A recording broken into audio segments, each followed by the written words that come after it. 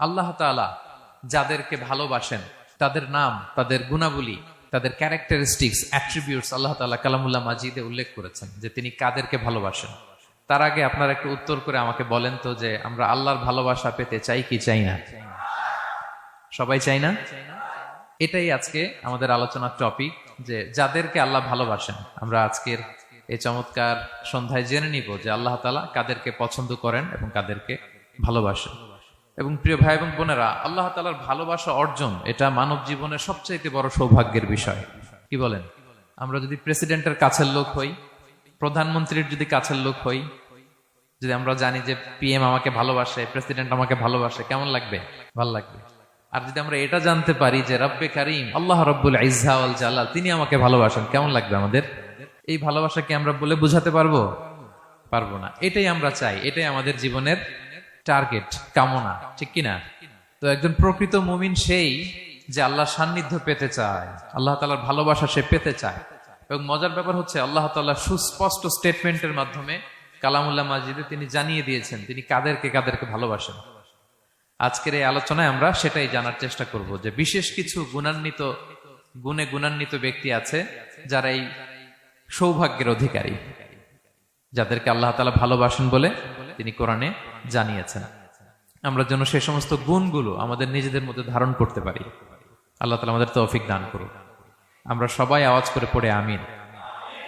প্রিয় ভাই এবং বোনেরা, শুরুতেই একটা ইন্ট্রোডাক্টরি কথা বলে রাখি, ভূমিকা কথা মূল আলোচনায় যাওয়ার আগে। সেটা হচ্ছে আমাদের প্রত্যেকের মনে রাখতে হবে যে আল্লাহ তাআলা ভালোবাসা পাওয়ার প্রধান শর্ত হচ্ছে রাসূল সাল্লাল্লাহু আলাইহি ওয়াসাল্লামকে ভালোবাসা, তার অনুসরণ করা।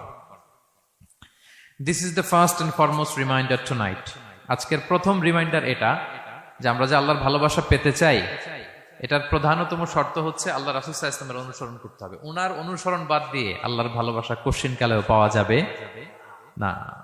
যে আয়াত দিয়ে, সূরা আলে ইমরানের 31 নম্বর আয়াত দিয়ে আমি আমার আলোচনা শুরু করেছিলাম, এই আয়াতে আল্লাহ তাআলা খুব স্পষ্ট করে বলছেন, কুল ইন কুনতুম তুহিব্বুনাল্লাহা ফাত্তাবিউনি ইউহিব্বুকুমুল্লাহ। হে নবী, আপনি বলে দিন যে ওহে আমার উম্মতেরা, যদি তোমরা আল্লাহকে ভালোবাসতে চাও তাহলে ফাত্তাবিউনি, আমি নবীর অনুসরণ করো, তাহলে ইউহিব্বুকুমুল্লাহ, আল্লাহ তাআলা স্বয়ং তোমাদেরকে ভালোবাসতে শুরু করে দিবেন। বিশ্বনবীর ভালোবাসা ছাড়া, বিশ্বনবীকে অনুসরণ করা ছাড়া আল্লাহর ভালোবাসা কোশ্চিনকালেও পাওয়া যাবে। কাজী নজরুল ইসলাম খুব চমৎকার করে ওনার কবিতায় লিখেছেন, আল্লাহকে যে পাইতে চায় হাজরাতের অনুসরণে, আরশ কুরসি লৌহ কালাম না চাইতে পেয়েছে সে। রসুল নামের রশি ধরে যেতে হবে খোদার ঘরে, নদী তরঙ্গে যে পড়েছে ভাই দরিয়াতে সে আপনি মেশে। হাজরাতের অনুসরণে আরশ কুরসি লৌহ কালাম না চাইতে পেয়েছে সে। সুবহানাল্লাহ পড়ে। রাসূল সাল্লাল্লাহু আলাইহি ওয়াসাল্লামের অনুসরণের মধ্য দিয়ে আল্লাহ তাআলার ভালোবাসাটা অর্জন করতে হবে। এর বাইরে যে আল্লাহ তাআলার ভালোবাসা কোশ্চিনকালেও পাওয়া যাবে না। এবং রাসূল সাল্লাল্লাহু আলাইহি ওয়াসাল্লাম ঠিক যতটুকু করেছেন ঠিক অতটুকুই করতে হবে, এর চেয়ে বেশি করা যাবে না। রাসূল সাল্লাল্লাহু আলাইহি ওয়াসাল্লামের চাইতে কি বেশি মুত্তাকি হওয়া সম্ভব? সবাই বলেন নাই। রাসূল সাল্লাল্লাহু আলাইহি ওয়াসাল্লামের চাইতে বেশি বুজুর্গ হওয়া সম্ভব? উনার চাইতে বেশি আল্লাহওয়ালা হওয়া সম্ভব? উনার চাইতে বেশি আল্লাহ তাআলার কাছে প্রিয় ব্যক্তিত্ব হওয়া সম্ভব না, কোশ্চিনকালেও না, অসম্ভব। রাসূল সাল্লাল্লাহু আলাইহি ওয়াসাল্লামের সময়কালে কিছু সাহাবারা রাসূল সাল্লাল্লাহু আলাইহি ওয়াসাল্লামের স্ত্রীদের কাছে জানতে চেয়েছিল যে উম্মুল মুমিনিন, আপনারা বলুন যে রাসূল সাল্লাল্লাহু আলাইহি ওয়াসাল্লামের আমল কেমন ছিল? আমরা তো মসজিদে দেখি, বাইরে দেখি, ঘরে ওনার আমল কেমন আমাদের জানতে বড্ড মনে চায়। তো রাসূল সাল্লাল্লাহু আলাইহি ওয়াসাল্লামের স্ত্রীরা বললেন যে উনি এমন এমন আমল করেন, এইভাবে নফল রোজা রাখেন, শেষ রাতে তাহাজ্জুদ পড়েন, এইভাবে তাসবিহ পড়েন, কোরআন তেলাওয়াত করেন, জিকির করেন। তো হাদিসে এসেছে যে কাআন্নাহুম তাকাল্লুহা, তাদের কাছে এটা কেমন যেন কম মনে হইল। তারা একটা বড় এক্সপেকটেশন নিয়ে আসছিল, মানে বিশাল একটা, রাসূল সাল্লাল্লাহু আলাইহি ওয়াসাল্লাম সব নবীদের নবী, না জানে কি আমল করে ঘরের ভিতরে। কিন্তু যখন রাসূল সাল্লাল্লাহু আলাইহি ওয়াসাল্লাম স্ত্রীদের কাছে শুনলো এই আমল তিনি করেন ঘরের ভিতরে, ওনারা হতাশ। হায় রে, ভাবছিলাম এত এত আমল করে, এই মাত্র এরকম আমল করে, এগুলো তো আমরাও করি। কান্নাহুম তাকাল্লুহা, হাদিসে এসছে ওনাদের কাছে এটা খুব কম মনে হইলো। তো তারা একে অপরকে বলতে লাগলো যে এর কারণ হচ্ছে কদ গুফিরা লাহু মা তাকাদ্দামা মিন যামবিহি ওয়া মা তাআখার। আল্লাহ তাআলা তো রাসূল সাল্লাল্লাহু আলাইহি ওয়াসাল্লামের আগের পরের সব গুনাহ মাফ করে দিয়েছে। ওনার তো আদতে কোনো গুনাহই নাই, কিন্তু আল্লাহ তাআলার ঘোষণা হচ্ছে নবী হে, আপনার আগের পরের সব গুনাহ আমি মাফ করে দিলাম। তো সাহাবারা বলতেছেন এর কারণ হচ্ছে ওনার কোনো গুনাহই নাই, সব মাফ, এজন্য ওনার কম করলেও হয়, আমাদের তো এত কম করলে চলবে না। কথা বুঝতে পেরেছেন? তো ওনারা ভাবলো যে না, আমাদের তো আমল বাড়াইতে হবে। তো কি করতে হবে? একজন বলল আমি সারা রাত নামাজ পড়বো, আমি আর ঘুমাবো না। এখন থেকে সারা রাত কি করব? নামাজ পড়বো, আমি আর ঘুমাবো না। আরেকজন বলল তাহলে আমি সারা বছর রোজা রাখবো, রোজা ভাঙবো না, সারা বছর টানা রোজা, যেহেতু বেশি বেশি করতে হবে। আরেকজন বলল আমি স্ত্রীদের সাথে আর মেলামেশা করবো না, আমার স্ত্রীদের সাথে আমি আমার মতো বৈরাগ্য জীবনযাপন করব। তো এই কথা যখন রাসূল সাল্লাল্লাহু আলাইহি ওয়াসাল্লাম শুনলেন, রাসূল সাল্লাল্লাহু আলাইহি ওয়াসাল্লাম ওনাদেরকে ডেকে পাঠালেন, ডেকে বললেন আনতুমুল্লাযীনা কুলতুম কাযা ওয়া কাযা, তোমরা কি এমনটা এমনটা বলছো? তারা ভয়ে বলতেছে ইয়া রাসূলুল্লাহ, জি আমরা তো এরকম করে ফেলছি, বলে ফেলছি। তখন রাসূল সাল্লাল্লাহু আলাইহি ওয়াসাল্লাম বললেন ওয়াল্লাহি ইন্নী লা আখশাকুম লিল্লাহি ওয়া আতকাকুম লাহু, আল্লাহর শপথ করে বলছি আমি তোমাদের মধ্য থেকে আল্লাহকে সবচেয়ে বেশি ভয় পাই, আমি সবচেয়ে বড় মুত্তাকি, আমার চেয়ে বেশি কেউ আল্লাহকে ভয় পেতে পারে না। তা আমি সবচেয়ে বড় মুত্তাকি, আমি সবচেয়ে বেশি আল্লাহর প্রিয় ভাজন, আমি আল্লাহর সবচেয়ে বেশি ভয় পাই, এরপরেও আমি রাতে ঘুমাই আবার নামাজও পড়ি, সোম বৃহস্পতিবারে রোজা রাখি, বাকি দিনগুলোতে আমি খাই, আমার তো 11 জন স্ত্রী, আমি সবার সাথে মেলামেশা করি। কই স্ত্রী মেলামেশায়, রোজা রাখা না রাখায়, রাতে ঘুম এবং তাহাজ্জুদ, এই যে ব্যালেন্স করে যে আমি জীবন পরিচালনা করি, এতে আমার মুত্তাকি হইতে তো কোনো সমস্যা হয়নি। আমি শ্রেষ্ঠ নবীর এই মর্যাদা অক্ষুণ্ণ রাখতে তো আমার সমস্যা হয়নি, কিন্তু তোমাদের সমস্যা কোথায়? তখন তিনি একটা অসাধারণ উক্তি করেছিলেন, তিনি বলেছিলেন ফামান রাগিবা আন সুন্নতি ফালাইসা মিন্নি, যে আমার সুন্নতকে অবজ্ঞা করে, মানে আমার যে পন্থা এটা অনুসরণ না করে অন্য কিছু যে করতে চায়, ফালাইসা মিন্নি, সে আমার দলভুক্ত নয়। আল্লাহু আকবার! কি ভারসাম্যবোধ, কি ব্যালেন্সড লাইফস্টাইল, কি পরিমিতি বোধ তিনি আমাদের শিখিয়েছেন। তাহলে বোঝা গেল সারা রাত ইবাদত করলেই ওইটা শ্রেষ্ঠ ইবাদত হয় না। কারণ রাসূল সাল্লাল্লাহু আলাইহি ওয়াসাল্লাম ঘুমাতেন আবার ইবাদত করতেন, স্ত্রীদের সাথে মিলতেন, সামাজিক কাজ করতেন, মাঝে মাঝে নফল রোজা রাখতেন, মাঝে মাঝে অনেকদিন রাখতেন না। This is balance, this is Islam. এবং এর চেয়ে শ্রেষ্ঠ ইসলাম আর হতে পারে না। তার মানে বোঝা গেল রাসূল সাল্লাল্লাহু আলাইহি ওয়াসাল্লামের চাইতে যদি এক কাঠি বেশি বোঝেন আপনি, এটা ইসলাম হবে? এটা হবে বাড়াবাড়ি, ঠিক কি না? রাসূল সাল্লাল্লাহু আলাইহি ওয়াসাল্লাম যেমনটি যেমনটি করেছেন ঠিক তেমনটি তেমনটি করার নাম ইসলাম। এবং এভাবেই আল্লাহ তাআলার ভালোবাসা পাওয়া সম্ভব, এছাড়া পাওয়া সম্ভব। তাহলে মূল আলোচনা যাওয়ার আগে এটা হচ্ছে ইন্ট্রোডাক্টরি পয়েন্ট 1, যে আল্লাহ তাআলার ভালোবাসা পাওয়ার 1 নাম্বার শর্ত হচ্ছে রাসূল সাল্লাল্লাহু আলাইহি ওয়াসাল্লামের অনুসরণ। তার চেয়ে যদি বেশি ইবাদত করেন ওইটা ইসলাম নয়, তার চেয়ে বেশি বুজুর্গি দেখাইতে গেলে ওইটা বুজুর্গি নয়। তিনি যেমন যেমন করেছেন ঠিক তেমন তেমন করার নামই ইসলাম, এবং সেটার মাধ্যমে আল্লাহ তাআলার ভালোবাসা পাওয়া সম্ভব। এই পয়েন্টটা বুঝছেন না সবাই? আচ্ছা, ইন্ট্রোডাক্টরি পয়েন্টের 2 নাম্বার কথা হচ্ছে আমরা কি করে বুঝবো যে আল্লাহ তাআলা আমাদের ভালোবাসেন? কিভাবে বুঝবো যে তিনি আমাদেরকে পছন্দ করেন, ভালোবাসেন? এটা বোঝার কিছু সিস্টেম আছে। 1 নাম্বার সিস্টেম হচ্ছে আপনি জাস্ট দেখুন যে আপনি নিজেকে কোন কাজে ব্যস্ত রেখেছেন, আপনি আপনাকে কোন কাজে ব্যস্ত রেখেছেন। আপনার লাইফস্টাইলের দিকে তাকান, লুক অ্যাট ইউর লাইফস্টাইল, আপনি নিজেই বুঝে যাবেন। আপনি যদি দেখেন যে না, আপনার ভালো ভালো কাজে আপনার ব্যস্ততা, আপনার এঙ্গেজমেন্ট ভালো লোকদের সাথে, আপনার সার্কেলটা ভেরি গুড সার্কেল, ভালো কাজে আপনার মন টানে, আপনি ভালো কাজ করেন, যদি আপনার কার্যক্রম এরকম হয় তাহলে বুঝে নেবেন আল্লাহ তাআলা আপনাদেরকে ভালোবাসেন। আলহামদুলিল্লাহ।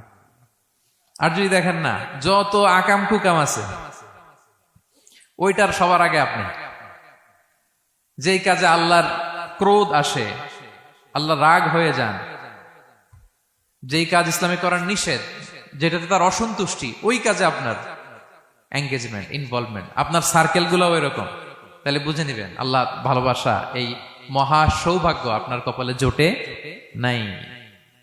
তাহলে এটা হচ্ছে একটা সিস্টেম। আল্লাহ আপনাকে ভালোবাসেন কিনা এভাবে বুঝবেন যে আপনি নিজেকে কোন কাজে ব্যস্ত রেখেছেন, একটু দেখুন, আপনি মিলাতে পারবেন। দুই নাম্বার পদ্ধতি হচ্ছে এটা বোঝার যে তিনি আমাকে ভালোবাসেন কিনা, সেটা হচ্ছে পৃথিবীবাসী আপনাকে ভালোবাসে কিনা এটা একটু দেখেন। এই পৃথিবীর ভালো মানুষগুলোর কাছে আপনার একটা গ্রহণযোগ্যতা আছে কিনা এটা দেখেন। এটা দেখলে আপনি বুঝতে পারবেন। সহিহ মুসলিমের একটা ছোট্ট হাদিস শেয়ার করি।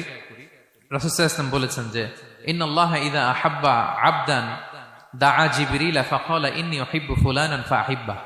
আল্লাহ তাআলা যখন কোনো বান্দাকে ভালোবাসে তখন তিনি জিবরাইলকে ডেকে বলেন, হে জিবরাইল, আমি আমার এই বান্দাকে ভালোবাসি, তুমিও তারে ভালোবাসো।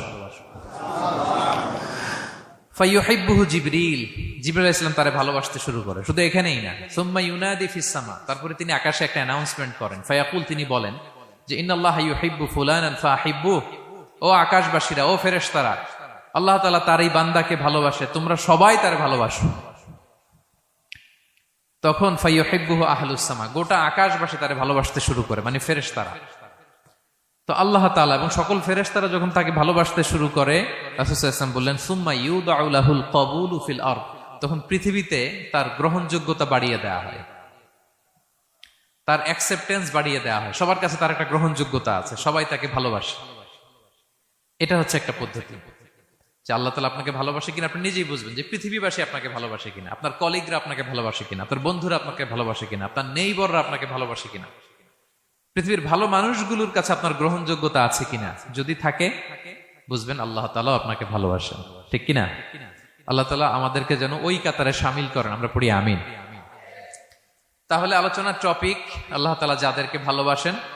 শুরুতে আমরা জানলাম ভালোবাসার পদ্ধতি হচ্ছে, প্রক্রিয়া হচ্ছে একটাই, রাসূল সাল্লাল্লাহু আলাইহি ওয়াসাল্লামের পুঙ্খানু অনুসরণ, তার চেয়ে বেশিও না কমও না, হুবহু অনুসরণ, ঠিক কিনা? দুই নম্বরে জানলাম কি করে বুঝবো, নিজের দিকে তাকান, আপনি কি করেন, what's your activity, what's your engagement, নিজেই বুঝবেন।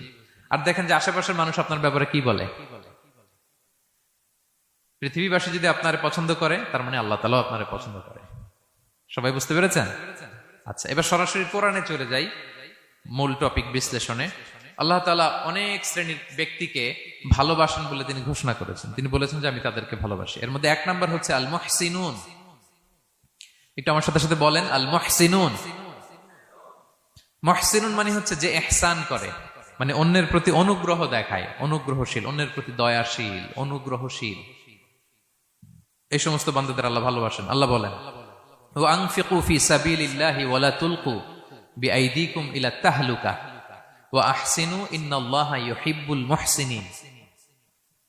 তিনি বলেন যে তোমরা আল্লাহর রাস্তায় দান করো আর নিজেরা নিজেদেরকে ধ্বংসের মুখে ঠেলে দিও না, আর তোমরা ইহসান করো অন্যের প্রতি, কারণ ইন্নাল্লাহা ইউহিব্বুল মুহসিনিন, আল্লাহ তাআলা মুহসিনিনদের ভালোবাসেন, মানে যারা অন্যের প্রতি অনুগ্রহ দেখায়, অন্যের প্রতি দয়া পরবশ, তাদেরকে আল্লাহ ভালোবাসেন। সুবহানাল্লাহি ওয়া বিহামদিহি। তাহলে পেয়ে গেলাম, মিলায় নেন যে অন্যের প্রতি সফট কর্নার, অন্যের প্রতি দয়া, অনুকম্পা, হেল্পিং হ্যান্ড, হেল্প করার মানসিকতা, অন্যের দুঃখে কাদা, এই মাইন্ডসেট, এই মেন্টালিটি আমাদের আছে কিনা একটু মিলিয়ে নেন। না থাকলে রিমাইন্ডার হিসেবে নেন যে আমরাও যেন মুহসিনুনদের কাতারে শামিল হতে পারি। ইহসান এটা অনেক বড় তবকার একটা আমল। ইবাদতেও ইহসান লাগবে, ইবাদতের বাইরে সামাজিক কর্মকাণ্ড, রাষ্ট্রীয় কর্মকাণ্ড, সব কাজে আল্লাহ তাআলা এই ইহসানকে আবশ্যক করেছেন। অনুগ্রহ, অন্যদের প্রতি অনুগ্রহশীল হওয়া। ইবাদতে ইহসানটা কেমন? সাইয়েদনা জিবরাইল আলাইহিস সালাম রাসূল সাল্লাল্লাহু আলাইহি ওয়াসাল্লামকে জিজ্ঞেস করেছিলেন যে ইয়া রাসূলুল্লাহ ফাখবিরনি আনিল ইহসান, ইহসান আবার কি, আমাকে একটু বলেন। তো ইবাদতে ইহসানটা কেমন? রাসূল সাল্লাল্লাহু আলাইহি ওয়াসাল্লাম বললেন যে ইহসান হচ্ছে আন তা'বুদাল্লাহা কাআন্নাকা তারাহু ফাইন লাম তাকুন তারাহু ফাইন্নাহু ইয়ারাক। তুমি এমন ভাবে ইবাদত করবে, তুমি ভাববে যে তুমি আল্লাহকে দেখছো, তুমি আল্লাহকে দেখে দেখে ইবাদত করতেছো, এরকম ভাবো না একটু। আর এটা ভাবতে যদি কষ্ট হয়, অন্তত এতটুকু তো ভাবো যে আল্লাহ তোমায় দেখছেন। এতটুকু ভাবা যাবে না?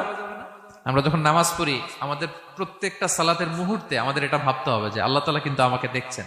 এই যে আমি ফিস পড়ে সুবহানা রাব্বিয়াল আলা পড়ি, সুবহানা রাব্বিয়াল আযীম পড়ি, আমি তাসবিহ পড়ি, আমার রুকু সেজদা সবকিছু আমার আল্লাহ দেখছেন।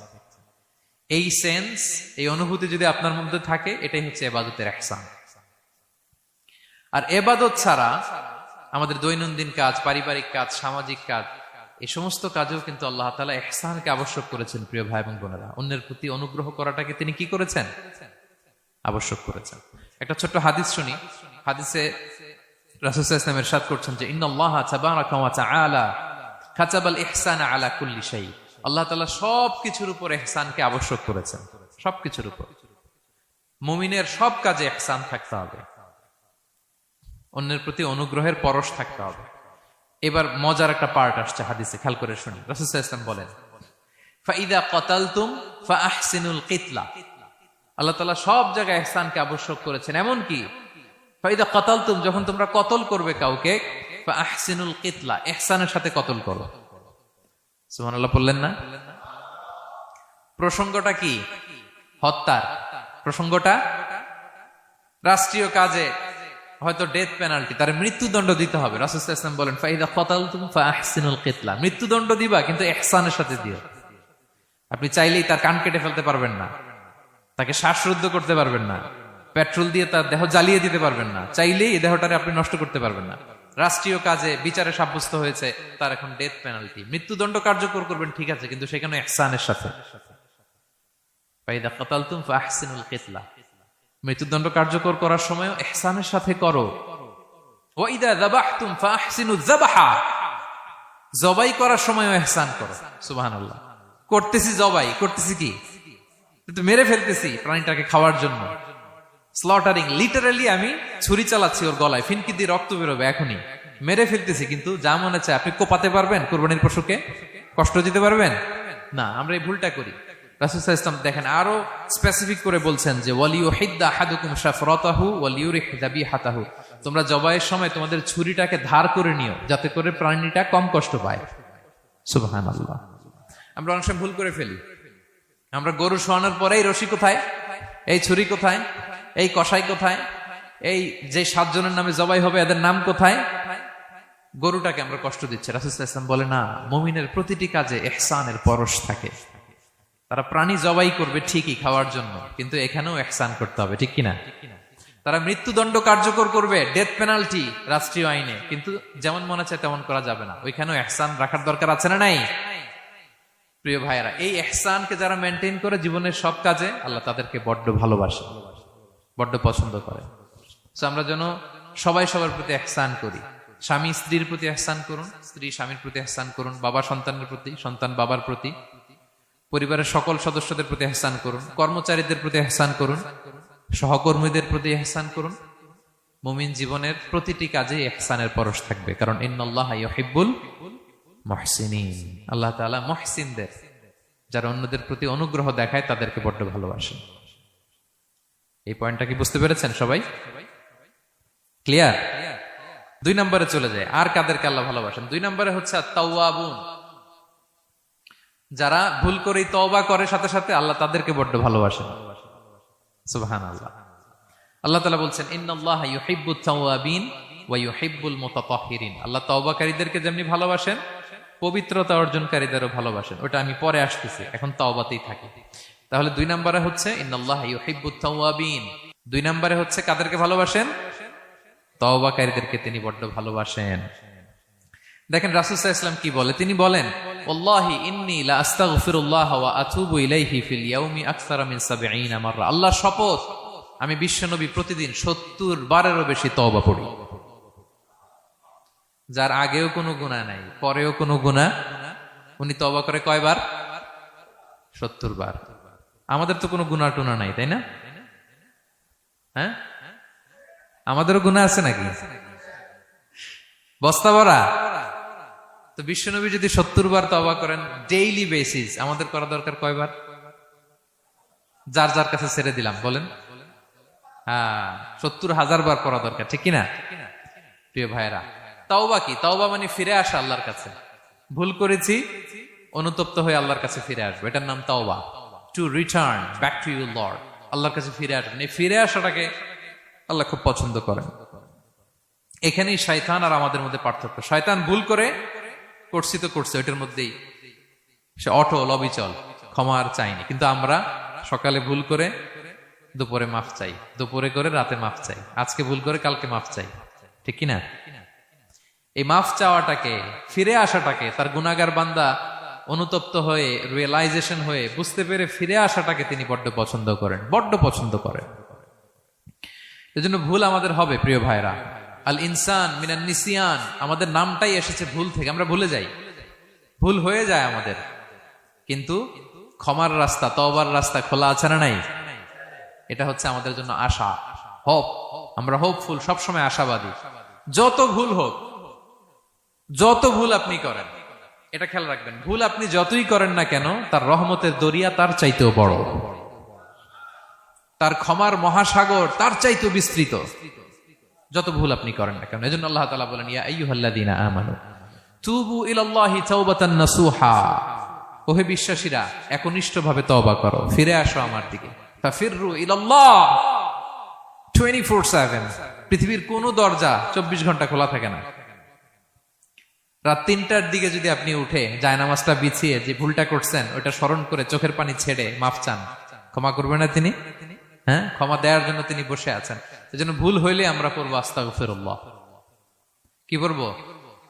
পড়েন, আস্তাগফিরুল্লাহ রাব্বি মিন কুল্লি যামবি ওয়া আতুবু ইলাইহি। পড়েন, আস্তাগফিরুল্লাহাল্লাযী লা ইলাহা ইল্লা হুয়াল হাইয়ুল কাইয়্যুম ওয়া আতুবু ইলাইহি। এটা পড়ে আল্লাহর কাছে ফিরে আসবেন, অনুতপ্ত হবেন, আল্লাহ ভুল করে ফেলেছে, আল্লাহ তুমি ক্ষমা করো, আল্লাহ তুমি ক্ষমা করো, আল্লাহ আমরা ভুল করে ফেলেছি। ভুল সবাই করে, কে না করে? হ্যাঁ, কুল্লু ইবনে আদম খাত্তা। বিষ্ণু বলেন তোমরা সবাই ভুলকারী, কিন্তু ওয়া খায়রুল খাত্তাইন আত-তাওয়াবুন, এই ভুলকারীদের মধ্যে শ্রেষ্ঠ যে ভুল করেই তওবা করে। তওবা করতে রাজি আছেন তো? সবাই রাজি আছেন? আমার প্রিয় ভাইয়েরা, এই তওবার দৃশ্যটা দেখতে আল্লাহ বড্ড পছন্দ করে। বান্দা যখন ভুল বুঝতে পারে, মাথাটা নিচু করে চোখের পানি ছেড়ে বান্দা যখন কাঁদতে শুরু করে, এই দৃশ্যটা দেখলে আল্লাহ সহ্য করতে পারে না। আল্লাহর রহমতের দরিয়ায় জোশ খেলে যায়, বান্দা যা চায় আল্লাহ তাই দিয়ে দেয়। তখন চোখের পানির এত বড় পাওয়ার। এজন্য আমরা ভুল করে যেন অটল না থাকি, আল্লাহর কাছে যেন ক্ষমা চাই, আমরা যেন ফিরে আসি তার দরবারে। তার দরবার সবসময় খোলা। এবং তিনি এই তওবার বা ফিরে আসার দৃশ্যটা দেখতে কত পছন্দ করেন শোনেন। রাসূল সাল্লাল্লাহু আলাইহি ওয়াসাল্লাম বলেন, ওয়াল্লাযী নাফসি বিয়াদিহি, তার শপথ যার হাতে আমার আত্মা, লাউলাম তুযনিবু, তোমরা যদি ভুল না করতে, লা যাহাবাল্লাহু বিকুম, আল্লাহ তোমাদেরকে ধ্বংস করে দিতেন। ওয়ালা জাআ বিকওমিন, আল্লাহ এমন এক জাতি তৈরি করতেন, ইউযনিবুন, ওরা খালি ভুল করত, ফায়াস্তাগফিরুন, আর ক্ষমা চাইতো, ফায়াগফিরুল্লাহু লাহুম, আর আল্লাহ তাদের ক্ষমা করতেন। তোমরা যদি ভুল না করতে, এই বনি আদম, তোমরা যদি ভুল না করতে, তোমাদেরকে আল্লাহ তাআলা ধ্বংস করে এমন একটা গোষ্ঠী বানাইতেন যারা খালি ভুল করতো আর মাফ চাইতো, ভুল করতো আর মাফ চাইতো, আর আল্লাহ মাফ করে দিত। সুবহানাল্লাহ বললেন না? গাফিরিয যামবি ওয়া কাবিলিত তাওব, তিনি পাপ মোচন করার জন্যই তো তিনি আমার রব, তওবা কবুল করার জন্যই তো তিনি আল্লাহ সুবহানাহু ওয়া তাআলা, তিনি রব্বে কারীম। তার দয়ার কোনো শেষ নাই, তার মায়ার কোনো শেষ নাই। আমরা যখন তওবা করি, অনুতপ্ত হই, চোখের পানি ছেড়ে যখন কাঁদি, আল্লাহ যে কত খুশি হয় এটার একটা উপমা হাদিসে এসেছে, সহিহ মুসলিমের হাদিস। রাসূল সাল্লাল্লাহু আলাইহি ওয়াসাল্লাম বলেন, লাল্লাহু আশাদ্দু ফারাহান বিতাওবাতি আবদিহি হিনা ইয়াতুবু ইলাইহি, কেউ যখন তওবা করে আল্লাহ কত খুশি হয় জানো?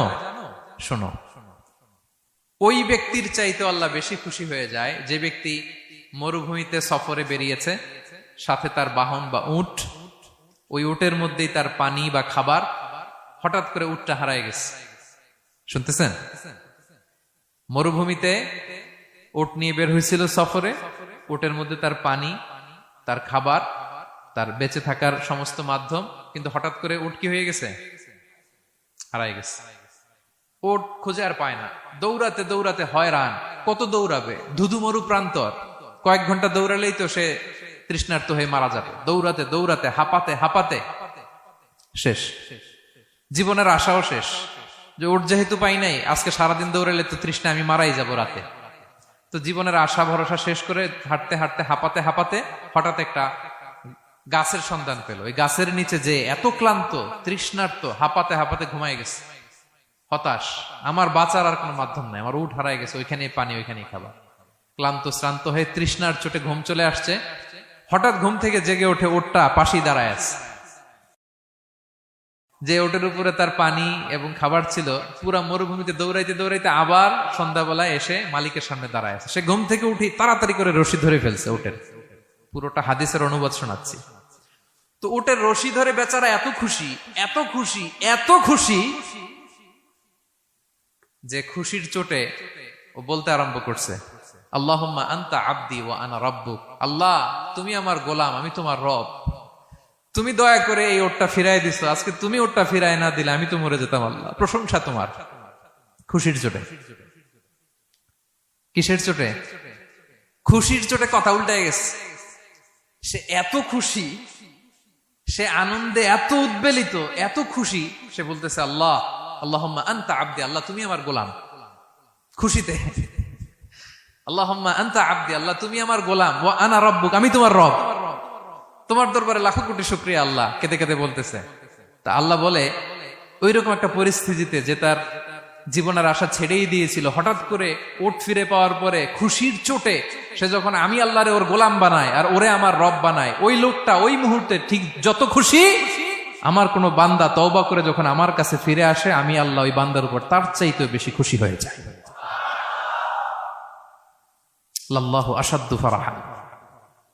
ওই ব্যক্তি কত খুশি হইলে আল্লাহর গোলাম বানায়, কত খুশি হইলে সে সেন্স হারায় ফেলে যে আল্লাহ তুমি আমার গোলাম, আমি তোমার রব। কখন বলে?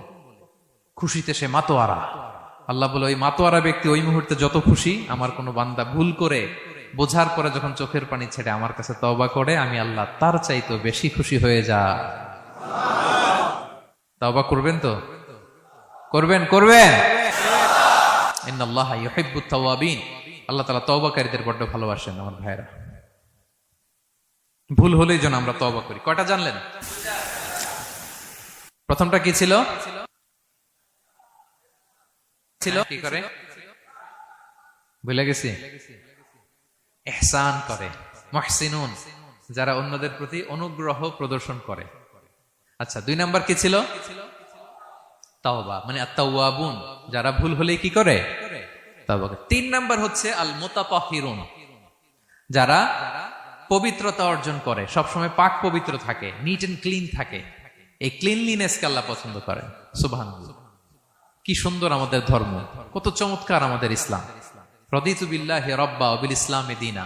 আমরা আল্লাহরে রব হিসেবে পেয়ে খুশি, ইসলামকে দিন হিসেবে পেয়ে খুশি, ঠিক কি না?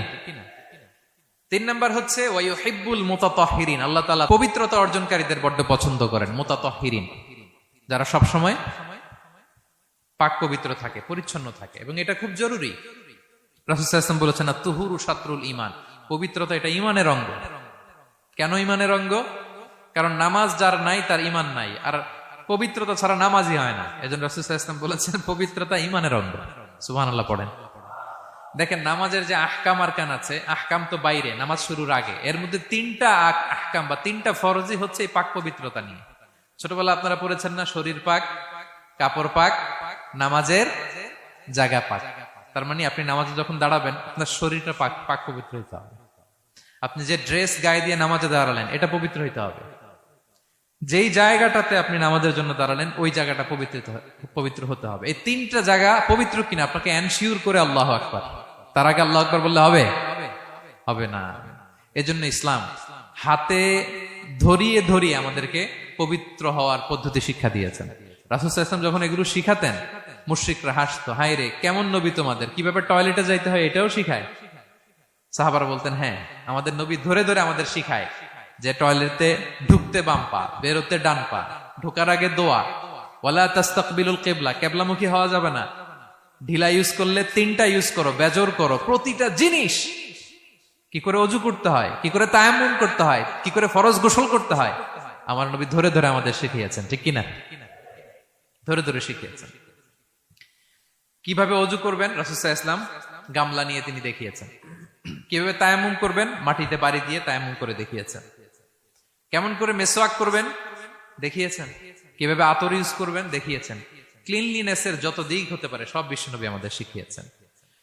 এমনকি কালামুল্লাহ মাজিদে আল্লাহ তাআলা আমাদেরকে সুস্পষ্ট জানিয়েছেন, ইয়া আইয়ুহাল্লাযীনা আমানু ইযা কুমতুম ইলা সলাতি ফাগসিলু উজুহাকুম। যখন নামাজে দাঁড়াবা আগে ওযু করো। ফাগসিলু উজুহাকুম, যারা আরবি বোঝেন, আগে মুখ ধুয়ে নাও। ওয়া আইদিয়াকুম ইলাল মারাফিক, তারপরে 2 হাত কোনই পর্যন্ত ধুয়ে নাও। ওয়ামসাহু বিরুউসিকুম, তারপর মাথা মাসে করে নাও। ওয়া আরজুলাকুম ইলাল কাবাইন, এরপরে টাকনু পর্যন্ত 2 পা ধুয়ে নাও। ওযু হয়ে গেল না? হয়েছে না? এবার ধরে ধরে আমাদেরকে শেখানো হয়েছে। যদি গোসল ফরজ হয়, ওয়া ইন কুনতুম জুনুবান ফাত্তাহহারু, গোসল ফরজ হলে গোসল করে নাও। এখন অজু গোসলের জন্য পানি নাই, তো অজু আর গোসলের জন্য যদি পানি না থাকে, ফালাম তাজিদু মাআন ফাতায়াম্মামু সাঈদান তাইয়্যিবা, পবিত্র মাটি দিয়ে তায়াম্মুম করো। দেখেন, অজুও শিখাইলো কোরআন, তায়াম্মুমও শিখাইলো কোরআন। পাক পবিত্র হওয়ার, ক্লিনলিনেসের যত আয়োজন আছে সব আল্লাহর কোরআনে আছে না নাই? সব আল্লাহ তাআলা আমাদেরকে জানিয়ে দিয়েছেন।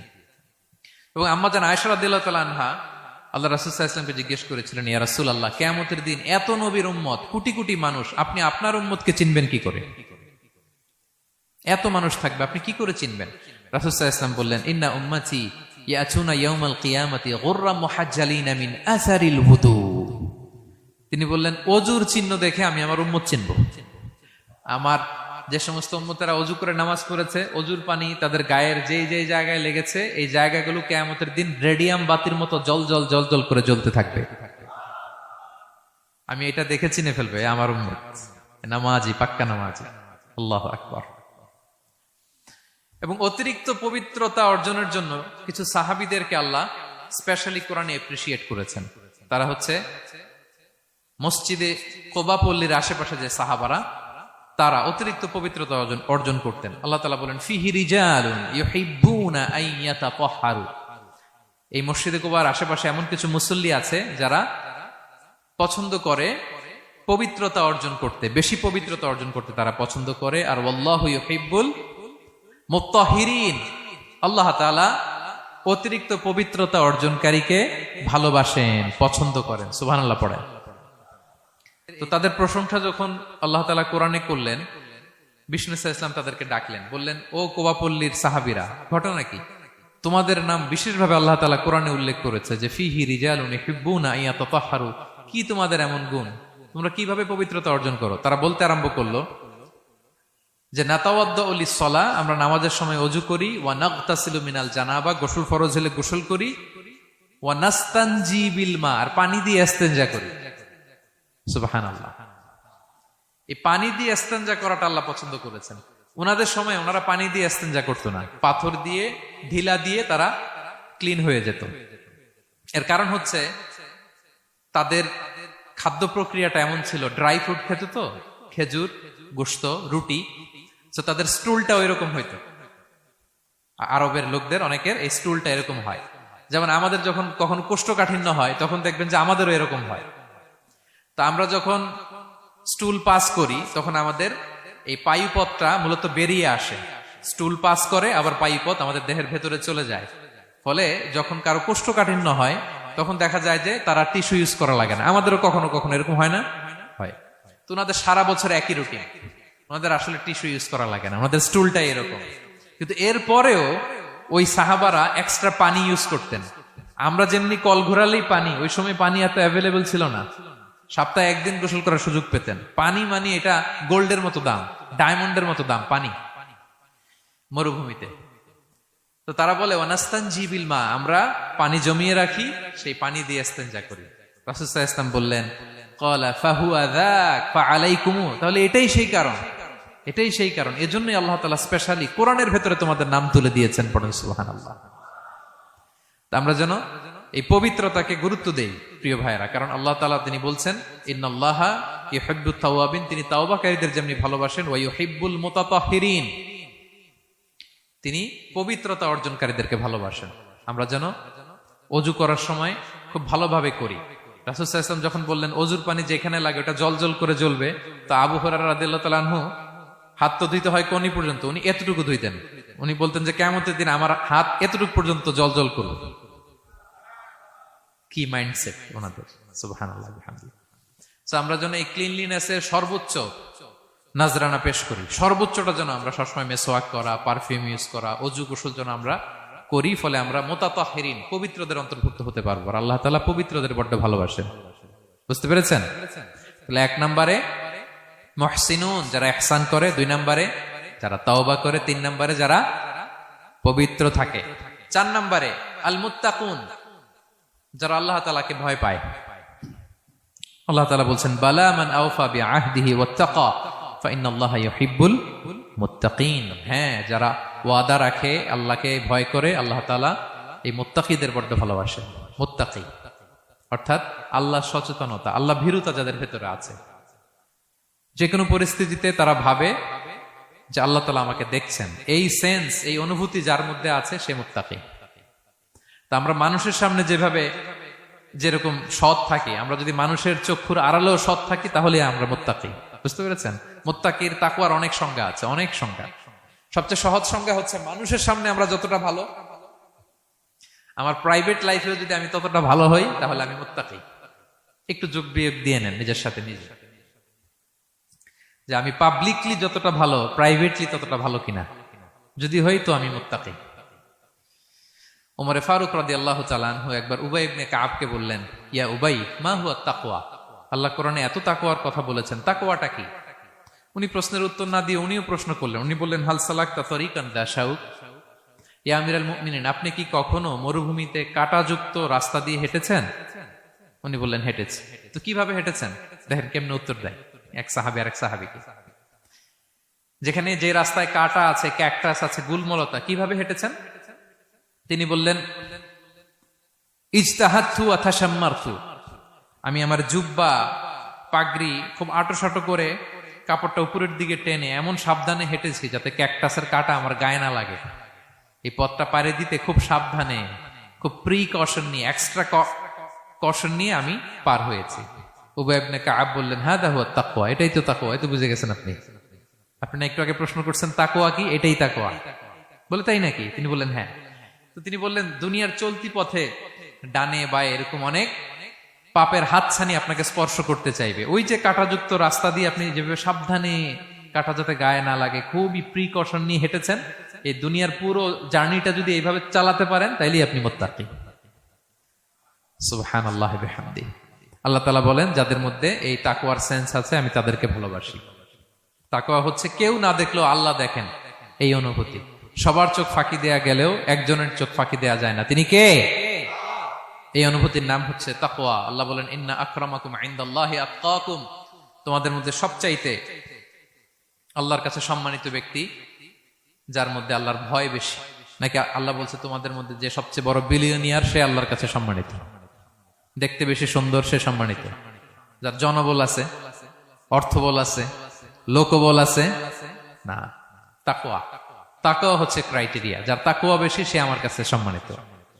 এবং আল্লাহ তাআলা বলেন, ওমাইয়াত্তাকিল্লাহা ইয়াজআল লাহু মাখরাজা ওয়া ইয়ারযুকহু মিন হাইসু লা ইয়াহতাসিব, যে আল্লাহকে সবসময় ভয় পাবে, যে মুত্তাকি, সে কোথাও জীবনে আটকাবে না, কোথাও আটকাবে না।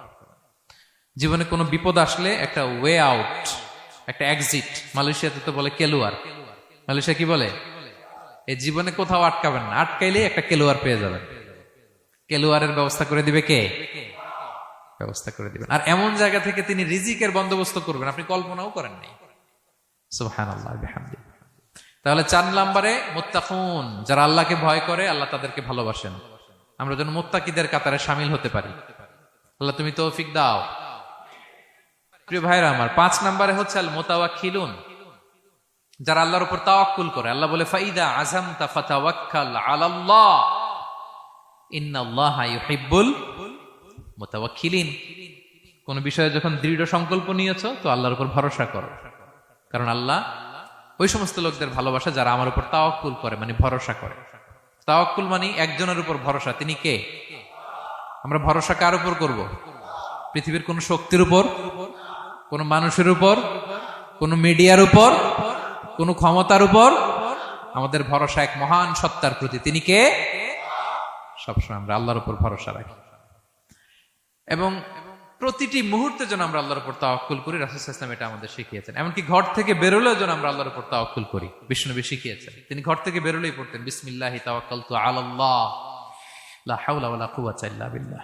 পড়েন আপনারা, আল্লাহর উপর, আল্লাহর নামে, আল্লাহর উপর তাওয়াক্কুল করে বেরোলাম, এটা পড়ে বেরোবেন। আর প্রতিদিন লম্বা একটা দোয়া পড়তেন, আল্লাহুম্মা ইন্নী আউযু বিকা আন আযিল্লা আও উযাল্লা আও আদিল্লা আও উদাল্লা আও আযলিমা আও উযলামা আও আজহালা আও ইউজহালা আলাইহি। চমৎকার দোয়া, চমৎকার দোয়া। এটা পরে তিনি বেরোতেন। তো এই তাওয়াক্কুল যারা করে, আল্লাহর উপর ভরসা রাখে, আল্লাহ তাদেরকে বড্ড পছন্দ করেন। এখন তাওয়াক্কুলটা কি? তাওয়াক্কুল নিয়ে আমাদের সমাজে অনেক মিস আন্ডারস্ট্যান্ডিং আছে। প্রিয় ভাইরা আমার, তাওয়াক্কুল হচ্ছে কর্ম শেষে ফলাফলের জন্য আল্লাহর উপর নির্ভর করা। মনোযোগ দিয়ে শুনুন, আই রিপিট, আমি আবারও বলছি, কর্ম শেষে, আগে কি কর্ম, কর্ম শেষে ফলাফলের জন্য কার উপর নির্ভর করা। এখন আপনি কর্ম বাদ দিয়ে দিলেন, কিছু করলেন না, আর বললেন আল্লাহ ভরসা, যা করে আল্লাহ, আল্লাহ ভরসা, তাওয়াক্কাল তো আল্লাহ হয়েছে। এটা আপনার মন গড়া কথা হয়েছে, এটা তাওয়াক্কুল হয়নি। ইসলামী তাওয়াক্কুল হচ্ছে আপনি আপনার সাধ্যের সবটুকু করবেন, করার পরে ফলাফল কি আসবে, ফলাফল কি আমার হাতে, কার হাতে? এই জন্য আপনি আল্লাহর উপর তাওয়াক্কুল করবেন। কিন্তু কাজ বাদ দেয়া যাবে না। অনেকে নিজেদের অপারগতা, দুর্বলতা, কর্মহীনতা আর অলসতাকে তাওয়াক্কুল বানায় ফেলছে। কাজ করতে মনে চায় না, অলসতা, তাওয়াক্কুল করলাম। বলেন তো এটা তাওয়াক্কুল হয়েছে? না। এই অপারগতা, অলসতার নাম তাওয়াক্কুল নয়। তাওয়াক্কুল মানে হচ্ছে কোনো কাজের পরিকল্পনা করা, এরপরে পরিকল্পনা বাস্তবায়নের উপায় খুঁজে বের করা এবং নানা কিছুর সহযোগিতা নিয়ে সেটা বাস্তবায়নের প্রাণান্তকর চেষ্টা করা, সব করা, আপনার রোল প্লে করা। আপনার রোল প্লে করা শেষ, এরপর কর্ম শেষে ফলাফলের জন্য আপনি আল্লাহর উপর তাওয়াক্কুল করবেন।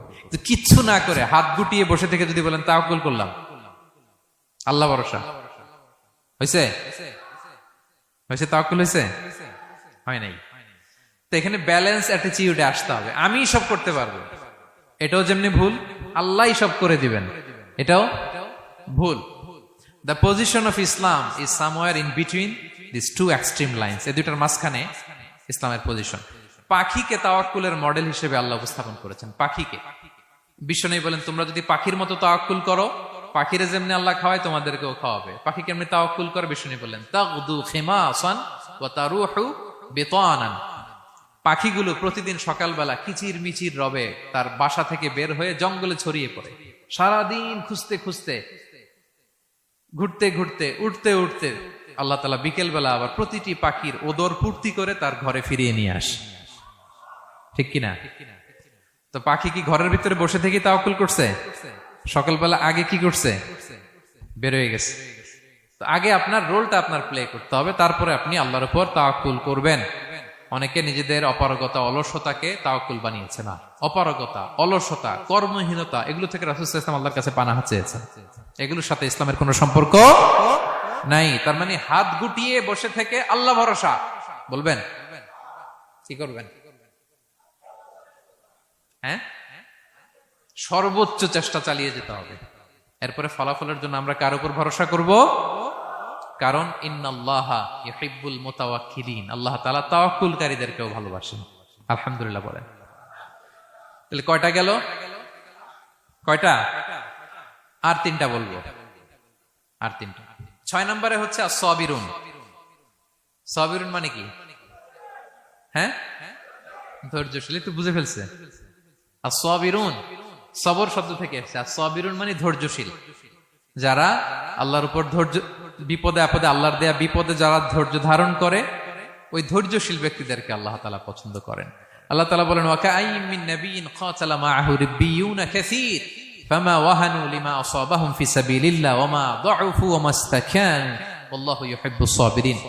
কত নবী আছে, তাদের সাথে অনেক আল্লাহওয়ালারা লড়াই করেছে, তারা বিপদে হতোদ্যম হয়নি, নতজানু হয়নি, তাদেরকে দমানো যায়নি, তারা ধৈর্য ধারণ করেছে। কারণ ইন্নাল্লাহা ইউহিব্বুস সাবিরিন, আল্লাহ তাআলা ধৈর্যশীলদের বড় ভালোবাসেন। ধৈর্যশীল, ধৈর্য ধারণ করতে হবে।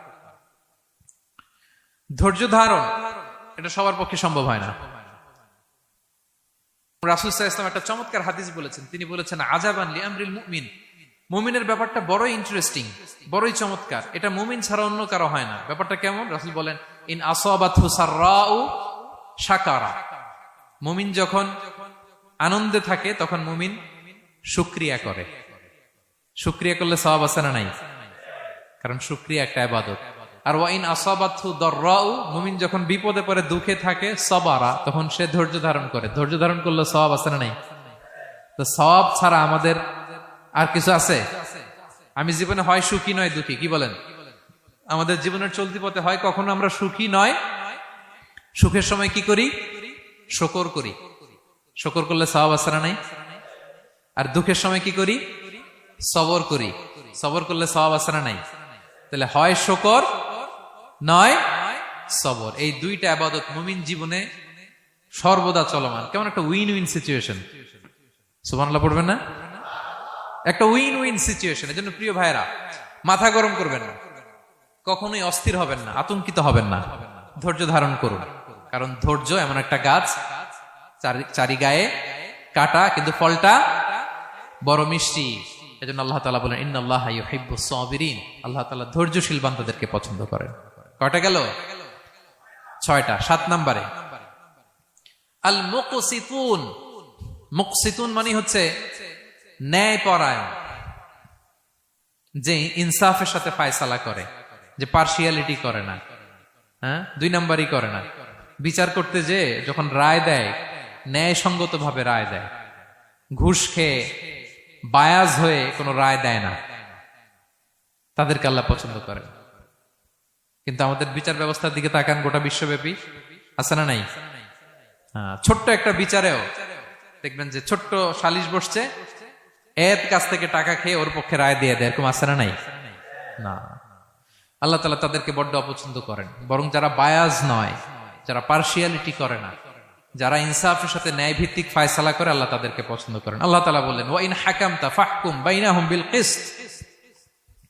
নবী, যখন আপনি বিচার করবেন ন্যায় পরায়ণতার সাথে বিচার করুন, কারণ ইন্নাল্লাহা ইউহিব্বুল মুকসিতিন। আল্লাহ তাআলা ন্যায় পরায়ণদেরকে বড্ড ভালোবাসেন। ন্যায় পরায়ণ জীবনের প্রতিটি ক্ষেত্রে। পার্সিয়ালিটি আপনি করতে পারবেন না, আপনার মধ্যে কোনো বায়াসনেস থাকতে পারবে না। আল্লাহ বলেন কিয়ামতের দিন আমি যে মিজানের পাল্লা বসাবো, ওয়া নাদাউল মাওয়াজিনাল কিসতা লিয়াউমিল কিয়ামা, এই মিজানের পাল্লা, এর মধ্যে কোনো বায়াসনেস নাই। ফামান ইয়ামাল মিসকালা যাররাতিন খাইরান ইয়ারা। অনুপরিমাণ ভালো এটাও ওজন হবে, অনুপরিমাণ খারাপ এটাও ওজন হবে। ফালা তুযলামু নাফসুন শাইআ।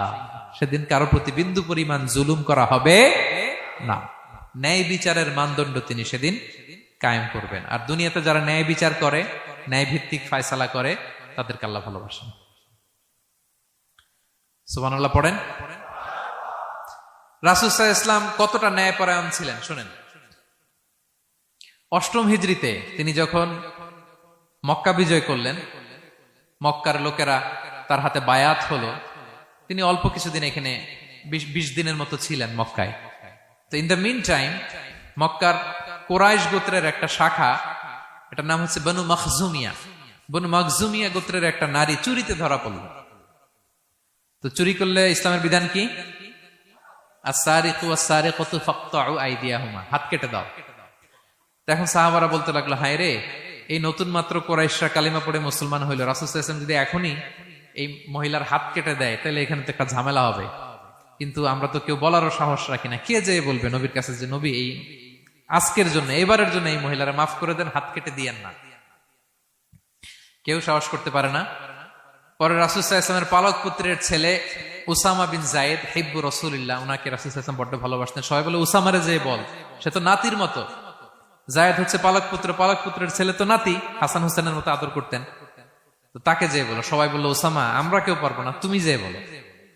তো উসামা ছোট মানুষ যে বলতেছে, ইয়া রাসূলুল্লাহ, সবাই বলতেছে এবারের জন্য একটু মাফ করে দেয়া যায় না, এই মহিলাটারে একটু মাফ করে দেয়া যায় না। রাসূল সাল্লাল্লাহু আলাইহি ওয়াসাল্লাম রেগে গেলেন।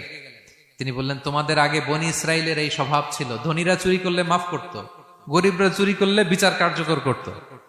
শুনে রাখো কুরাইশের লোকেরা, শুনে রাখো মক্কাবাসী, লাউ আন্না ফাতিমাতা বিনতি মুহাম্মাদিন সারাকাত লাকাতা মুহাম্মাদুন ইয়াদাহা। আরে বনু মখজুমিয়ার মেয়ে তো দূর কি বাত, আমার কলিজার টুকরা নয়নের পুতলি ফাতেমাও যদি আজকে চুরিতে ধরা পড়তো, তার হাত কেটে দিতে আমি মুহাম্মদ 1 সেকেন্ডও দেরি করতাম না। আমার মেয়ে ফাতেমা যদি চুরিতে দোষী সাব্যস্ত হতো, তার হাত কাটতে আমি সময় নিতাম না। This is Islam, this is ইনসাফ, দিস ইজ জাস্টিস। এটাকে বলে ন্যায় ভিত্তিক বিচার, যেখানে কোনো স্বজন প্রীতি নাই, যেখানে কোনো পার্সিয়ালিটি নাই, যেখানে কোনো বায়াসনেস নাই। যারা ন্যায় ভিত্তিক ফায়সালা দেয়, মুকসিতুন, আল্লাহ তাআলা তাদেরকে পছন্দ করেন। আমরা যেন তাদের অন্তর্ভুক্ত হতে পারি। আল্লাহ তৌফিক দান করো। সব শেষ পয়েন্ট, আল মুনাজ্জামুনা ফি মাইদানিল জিহাদ, যারা জিহাদের ময়দানে সুশৃঙ্খল থাকে, ডিসিপ্লিন। সর্বশেষ হচ্ছে ডিসিপ্লিন। এই যে মাশাআল্লাহ আজকের এই সাইবার জায়া কনফারেন্স খুবই ডিসিপ্লিনড একটা প্রোগ্রাম, সবাই সারিবদ্ধ হয়ে বসে আছেন এবং এই সারিবদ্ধ হয়ে যারা বসে থাকে, যারা ময়দানে থাকে, তাদেরকে আল্লাহ তাআলা বড্ড পছন্দ করেন। যারা বিশৃঙ্খলা করে না, যারা সুশৃঙ্খল। তা আমরা মুসলিমরা কি বিশৃঙ্খল জাতি না সুশৃঙ্খল জাতি? আমরা সুশৃঙ্খল ইনশাআল্লাহ বিইذنিল্লাহ। আল্লাহ তাআলা বলছেন ইন্নাল্লাহা ইউহিব্বুল্লাযীনা ইউকাতিলুনা ফি সাবিলিহি সাফফান কাআন্নাহুম বুনিয়ানুম মারসুস। আল্লাহ ওই বান্দাদের ভালোবাসেন যারা জিহাদের ময়দানে সফফান, সফফান মানে সারিবদ্ধ, কাতারে কাতার, এবং এমন কাতার কাআন্নাহুম বুনিয়ানুম মারসুস, যেন এটা মজবুত একটা সীসা ঢালাই করা প্রাচীর। সুবহানাল্লাহ। সাহাবারা নামাজের কাতারে পায়ের সাথে পা লাগিয়ে দাঁড়াতেন, কাদের সাথে কাঁধ লাগিয়ে দাঁড়াতেন। পিছন থেকে বিশ্বনবীরে অ্যাটাক করতে গেল 10 মিনিট লাগবে। সব সাহাবাদেরকে আক্রমণ করে বিশ্বনবী পর্যন্ত পৌঁছাতে তাদের অনেক সময় লেগে যাবে, এমন সীসা ঢালা প্রাচীরের মতো তারা পেছনে দাঁড়াতেন। সুবহানাল্লাহ। তো যারা জিহাদের ময়দানে সুশৃঙ্খল ভাবে দাঁড়ায়, ডিসিপ্লিনড ম্যানারে, ওয়েল অ্যারেঞ্জড ম্যানারে, ওয়েল অর্ডার্ড ম্যানারে, আল্লাহ তাআলা তাদেরকে বড্ড পছন্দ করেন। আর যারা বিশৃঙ্খলা করে তাদেরকে আল্লাহ পছন্দ করেন না। এবং আপনি দেখেন বিষ্ণু ইসলামের যুদ্ধগুলোর মধ্যে 5 ভাগে তিনি ভাগ করতেন যুদ্ধকে।